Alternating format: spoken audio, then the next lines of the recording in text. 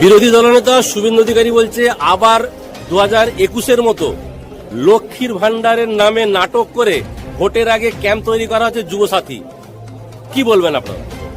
শুভেন্দু অধিকারী অনেক কথাই বলেন। যখন লক্ষ্মীর ভান্ডার প্রথম দেওয়া হয় তখন তিনি বলেছিলেন যেটা মায়েদেরকে নাকি দয়া করা হচ্ছে, মহিলা নারী জাতির অসম্মান অমর্যাদা করা হচ্ছে, মর্যাদা হানি করা হচ্ছে।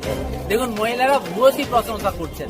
এই যে 1000 থেকে 1500, 1200 থেকে 1700 হয়েছে, আমি অজস্র ভিডিও আপনাকে দিতে পারি। তারা নাচানাচি করছে, একটা উন্মাদনা, একটা উৎসবের মেজাজ। বিভিন্ন জায়গায় দুর্গাপূজা করছে, বিভিন্ন জায়গায় হরিনাম সংকীর্তন করছে, বিভিন্ন উৎসব করছে, আবির খেলা করছে। তা আমি বলি যে শুভেন্দুবাবু এই কথাগুলো বলা বন্ধ করুন।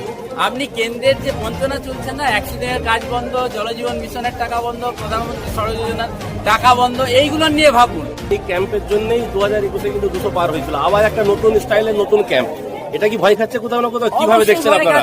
আপনি তো দেখেছেন যে এই যে বিচারপতি যাকে ভগবান করে দিয়েছিলেন অভিজিৎ গঙ্গোপাধ্যায়, তিনি সঙ্গে সঙ্গে এমপি হয়ে গেলেন রেজিগনেশন দিয়েই, রিটায়ারমেন্টের পর না রেজিগনেশন দিয়ে।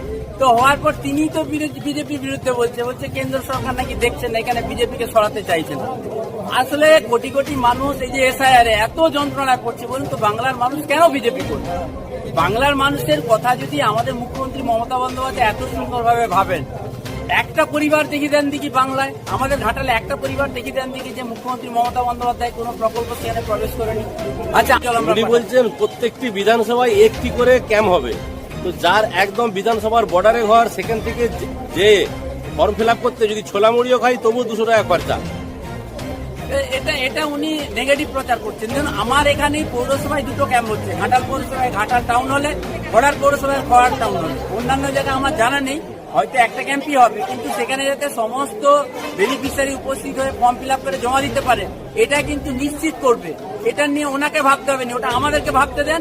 মুখ্যমন্ত্রী, প্রশাসন এবং আমরা যারা জনপ্রতিনিধি, আমরা কি করে বেকার যুবতীদের সমস্ত ফর্ম পূরণ করে আমরা জমা নেব, আমরা এটা এনশিওর করতে হবে। 2 লাইনে শুভেন্দু অধিকারীকে কি বলবেন এই প্রকল্প? শুভেন্দু বাবুকে অনুরোধ করব, এই প্রতিহিংসার রাজনীতি আপনি বন্ধ করুন। ঘাটাল সহ বাংলার উন্নয়নে আপনি যদি কাজ করেন, মানুষের মনিকটায় আপনিও আসতে পারেন। কিন্তু আপনি যে ধরনের নোংরা রাজনীতি করছেন, বাংলাকে পিছিয়ে দিচ্ছেন, বাংলার মানুষকে ঘৃণা করছেন, যেভাবে রাজনৈতিক সন্ত্রাস করছেন, যেভাবে সাম্প্রদায়িকতাকে উস্কে দিচ্ছেন, জয় শ্রীরাম ধ্বনি দিয়ে সনাতনীর নাম করে, এইটা যবে না বন্ধ করবেন, আপনারা আস্তে আস্তে আরো পিছিয়ে যাবেন।